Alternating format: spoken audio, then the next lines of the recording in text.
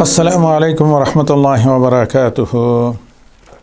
بسم اللہ الرحمن الرحیم والحمد للہ رب العالمین وصلی اللہ وسلم علی اشرف الانبیاء وخاتم المرسلین والتابعین له بإحسان الی یوم الدین اللہم اجعلنا من هؤلاء المحسنین۔ حضرات خواتین معزز سامعین ہیں، حسب معمول یہ آداب طالب علم یعنی مشہور کتاب حلیۃ طالب العلم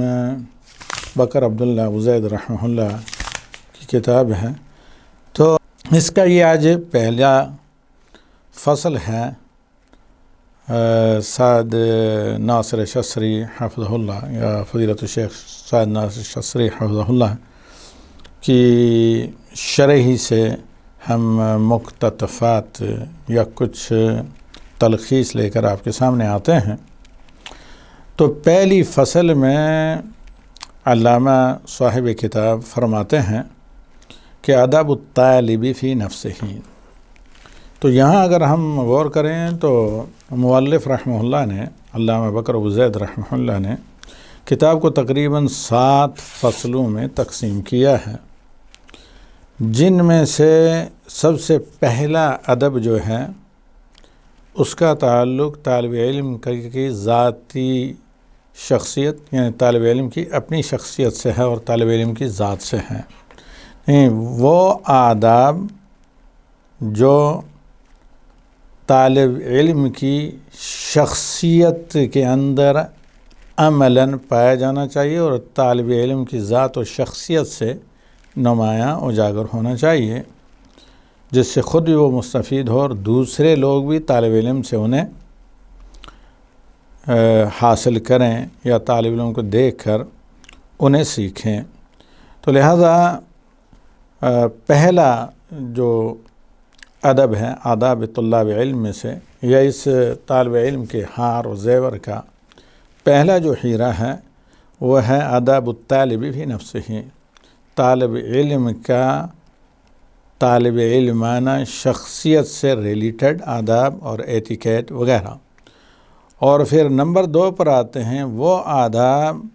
جو حصول علم، تلقی علم، طلب علم کی سے متعلق ہیں، طلب علم کی کیفیت سے، پڑھنے کی اور علم حاصل کرنے کی کیفیت سے متعلقہ آداب ہیں۔ اور نمبر 3 وہ آداب ہیں جو ہر طالب علم کو اپنے استاد کے ساتھ باہمی نشست و برخاست، لین دین اور معاملات کے اندر اپنانا چاہیے۔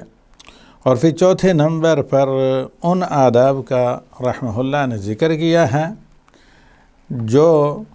طالب علم کو اپنے زملاء، اپنے رفقائے،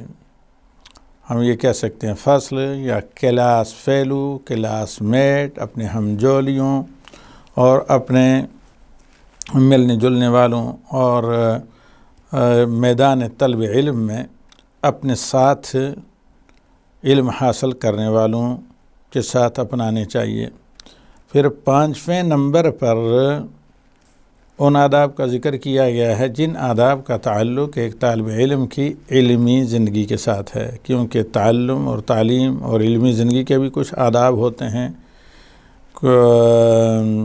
ایک ثقافت ہے، کچھ اخلاق ہوتے ہیں جو ضروری ہیں، علم کے احترام اور پھر ساتھ ہی ساتھ علم کی آبیاری، اس کی نشر و اشاعت اور اسے مزید نفع بخش علم کے طور پر حاصل کرنا اور نشر کرنے کے لیے جو ضروری ہوتے ہیں،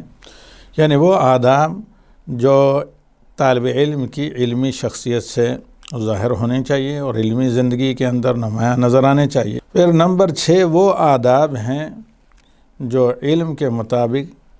عمل کرنے اور اپنے آپ کو عملی قالب میں ڈھالنے سے متعلق ہیں۔ اور پھر نمبر 7 ان باتوں کا ذکر کیا گیا، ان آداب و اخلاق کا جن سے ایک طالب علم کو بحیثیت طالب علم اپنے طالب علمانہ زندگی میں اپنے آپ کو بچا کر رکھنا چاہیے اور محفوظ رکھنا چاہیے، تاکہ اس کا علم کسی وجہ سے معمولی نہ سمجھا جائے اور اس کی نہ قدری نہ ہو اور وہ ضائع نہ ہو جائے بلکہ اس کی قدر کی جائے، کیونکہ ہمیشہ دعویٰ اور تعلیم